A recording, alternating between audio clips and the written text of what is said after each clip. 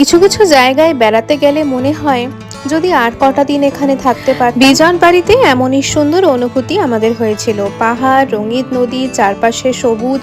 তবে এইবারে আমাদের ডেস্টিনেশন হলো বিজনবাড়ি থেকে কালিম্পং। কালিম্পং এর এমনই এক সুন্দর ছোট্ট গ্রাম যেখানে লোকালয় থেকে একটু দূরে প্রকৃতির আরও অনেকটা কাছে যাওয়া যায়, যেখানে সকালটা শুরু হয় পাখির ডাকে আর জানলা খুললেই চোখে পড়ে সবুজ পাহাড় আর চারিদিকে শুধুই নিস্তব্ধতা। তবে বর্ষার পাহাড় যেমন সুন্দর তেমন ভয়ঙ্করও বটে। পাহাড়ি রাস্তায় আমরা কিছু ভয়ঙ্কর ঘটনার সম্মুখীনও হয়েছিলাম। সমস্ত গল্প আজকের ভিডিওতে থাকবে। চলো ভিডিওটা তাহলে শুরু করা যাক। বিজনবাড়িতে আজকে আমাদের লাস্ট ডে, তাই সকালটা কাটিয়ে দিলাম রঙ্গিত নদীর পাশে বসে। দার্জিলিং অফবিট এই বিজনবাড়িতে আমাদের একদিনের এক্সপিরিয়েন্স কিন্তু দারুণ ছিল। ওপরে আই বাটনে আমি বিজনবাড়ির ভিডিওর লিঙ্কটা দিয়ে দিলাম, তোমরা একবার দেখে নিতে পারো। সকালের ব্রেকফাস্ট সেরে আমরা রওনা দিলাম কালিম্পং এর উদ্দেশ্যে।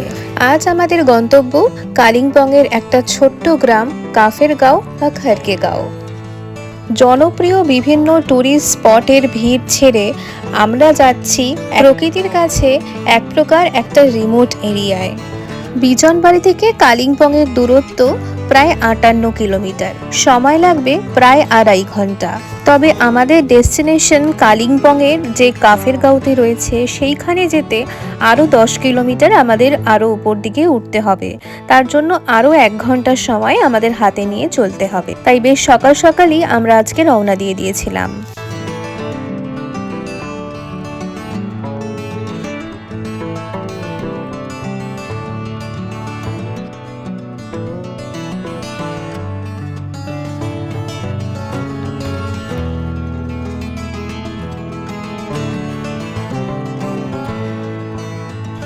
পৌঁছে গেছি আমরা আমাদের কালিম্পং এর হোমস্টেতে।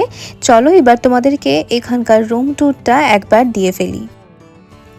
এই হোমস্টেতে আমরা বুক করেছিলাম 3টে রুম, যার মধ্যে এই রুমটা হলো একটু ওপরের দিকে, মানে সেকেন্ড ফ্লোরে রয়েছে। আর সাথে এই হোমস্টের প্রত্যেকটা ঘরই সম্পূর্ণ কাঠের তৈরি। এই হোমস্টেতে আমাদের রয়েছে 2টো বিগ সাইজের বেড, সাথে রয়েছে টেবিল, বেডসাইড টেবিল। আর ওয়াশরুমটা আমার একটুখানি নোংরা লাগলো, মানে খুব একটা পছন্দ হয়নি ওয়াশরুমটা এখানে। বাকি রুমের ডেকরটা বেশ সুন্দর। রুমের অ্যাস্থেটিকের সাথে মানানসই উডেন ফ্লোরস, সাথে উডেন ফার্নিচার সমস্তটাই রয়েছে।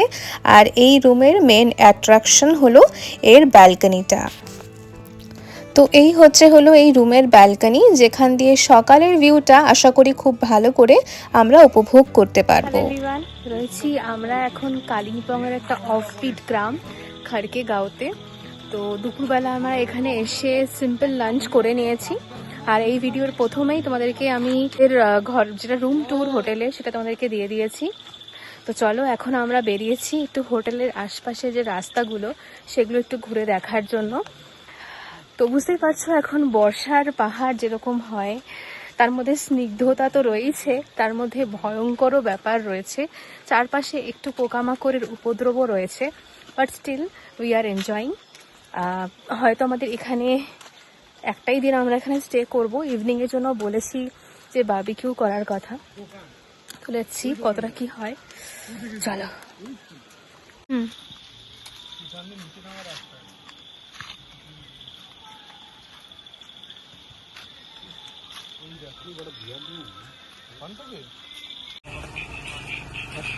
আমরা যদি পিছনে যাই তো আমি আর দিদি যাচ্ছি।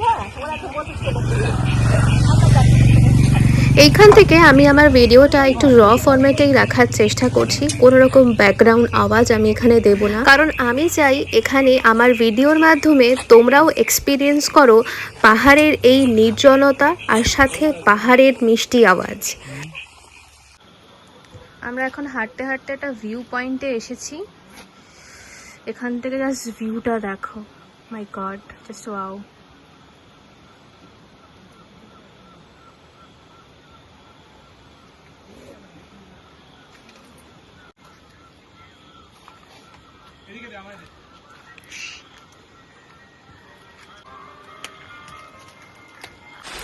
হোমস্টের পাশের রাস্তা দিয়ে অজানা পথে আমরা এগিয়ে চলেছিলাম, আর রাস্তায় এক্সপিরিয়েন্স করলাম বর্ষার পাহাড়কে এত কাছ থেকে।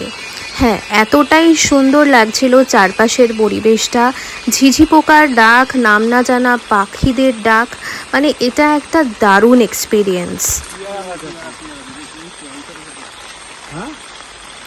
এরই মাঝে নামলো ঝমঝমিয়ে বৃষ্টি, তো ছাতা মাথায় এই নির্জন রাস্তা দিয়ে ঝিঝি পোকার ডাক শুনতে শুনতে আমরা এগিয়ে চলেছি আমাদের হোমস্টের উদ্দেশ্যে। আমাদের হোমস্টেতে হেঁটে হেঁটে গোল্ডেন পাইন হোমস্টে, হোটেলের পাশেই রয়েছে একটা বড় মাঠ। গোল্ডেন পাইন হোমস্টেতে আমাদের থাকার কথা ছিল 2 দিনের জন্য, তবে আমরা একটা দিন ক্যান্সেল করে দিলাম।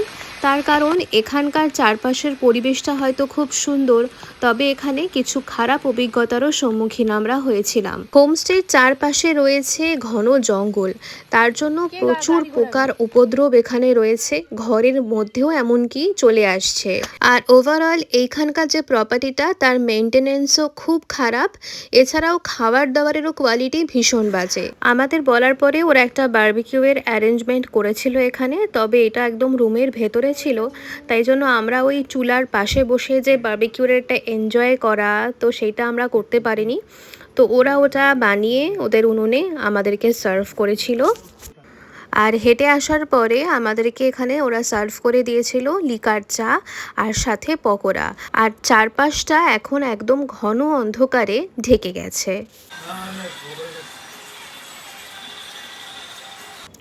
দুপুরের লাঞ্চে ওদের রান্নাটা আমাদের একদমই পছন্দ হয়নি, তাই জন্য আমরা ভাবলাম যে রাতের চিকেনটা আমরা নিজেরাই বানিয়ে নিই। ওরা তার জন্য সমস্ত অ্যারেঞ্জমেন্ট করে দিয়েছিল, আমরা শুধুমাত্র কড়াইতে ভালো করে কষে চিকেনটা বানিয়ে নিয়েছিলাম।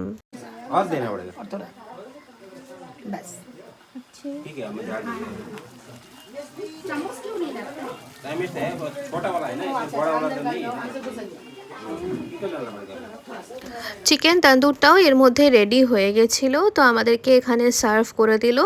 তবে এইটার টেস্টও আমাদের একদম ভালো লাগেনি, না ছিল নুন, না ছিল কোনো রকম মশলা, শুধু একটা বার্নড ফ্লেভার বাস।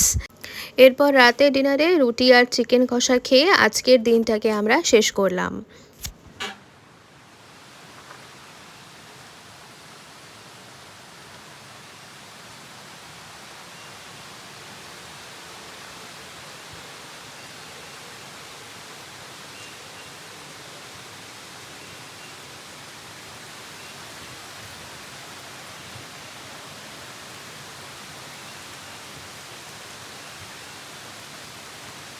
আজ হলো কালিম্পংয়ের এই হোমস্টেতে আমাদের শেষ সকাল।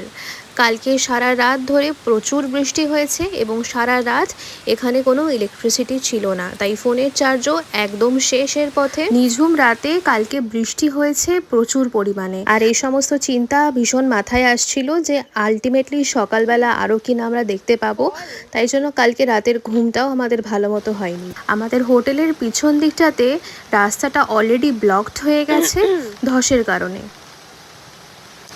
আমরা এখন বেরিয়েছি হোটেলের পাশের রাস্তাটা দিয়ে একটু হাঁটছি, যেখানে কালকেও এসেছিলাম বিকেলবেলা, আর কালকে রাত্রে মুষলধারে বৃষ্টি হয়েছে।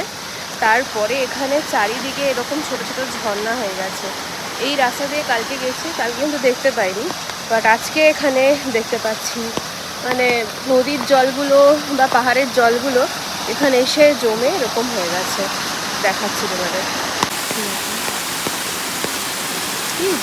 কি জলের যা সাউন্ড, এটা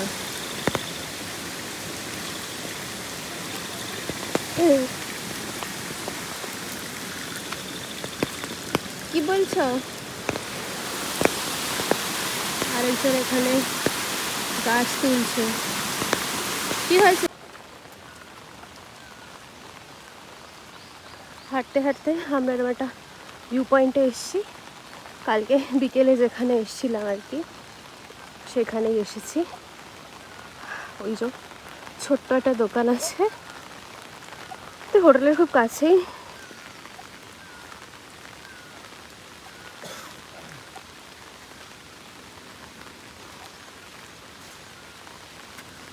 এখানে কত রকম গাছ এটা হারভেস্ট করেছে। হ্যাঁ,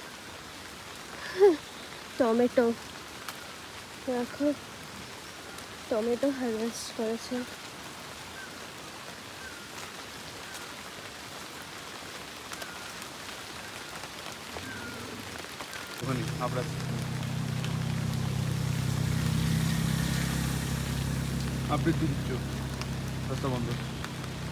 কোথায়?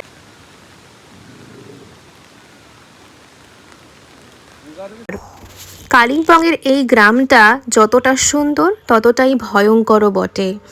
এই গ্রামটা এতটাই রিমোট এরিয়ায় রয়েছে যে আশেপাশে অন্য কোনো হোমস্টে আমি খুঁজে পেলাম না, এবং আমরা যেই রাস্তা দিয়ে এসেছি সেখানেও কোনো রকম হোটেল ছিল না।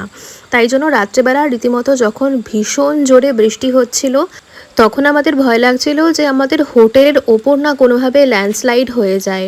মানে এই ভয়টা ভীষণভাবেই লাগছিল আমাদের। আর আমরা যখন সকালে হাঁটতে গেলাম তখন শুনতে পেলাম যে আমাদের ইমিডিয়েট বেসিসে এখন বেরিয়ে যেতে হবে, তার কারণ বৃষ্টি থামার পর আবারও কিছু রাস্তায় ল্যান্ডস্লাইড হওয়া শুরু হয়েছে। তাই কিছু সিম্পল ব্রেকফাস্ট করেই আমরা বেরিয়ে পড়লাম। আর কিছুটা রাস্তা গাড়ি নিয়ে এগোতেই দেখো এই অবস্থা, আমাদের গাড়ির ঠিক সামনেই একটা ল্যান্ডস্লাইডের অংশ ভেঙে পড়েছে।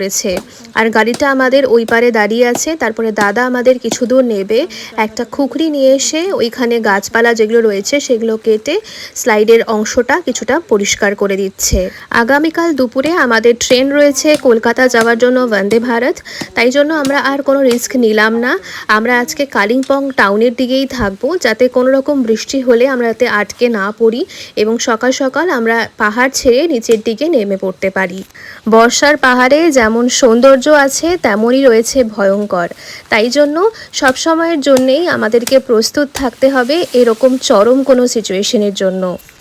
তবে আমাদের মতো পাহাড় প্রেমীদের কাছে এই সমস্ত প্রতিকূলতাকে ছাড়িয়ে যায় তাদের পাহাড়ের প্রতি এই প্রেম, প্রকৃতির প্রতি এই ভালোবাসা। তাই আমরা বারংবার ফিরে আসি পাহাড়ের কাছে।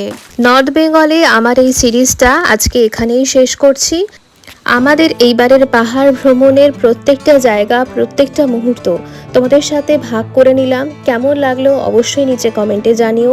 দেখা হবে আবারও নতুন কোনো জায়গায় অন্য নতুন কোনো গল্প নিয়ে। ততদিনের জন্য সবাই ভালো থেকো আর সুস্থ থেকো। আর অবশ্যই বি বং চ্যানেলটাকে সাবস্ক্রাইব করে দিও, কারণ নর্থ বেঙ্গলের গল্প শেষ হলেও বাকি আরও অনেক গল্প।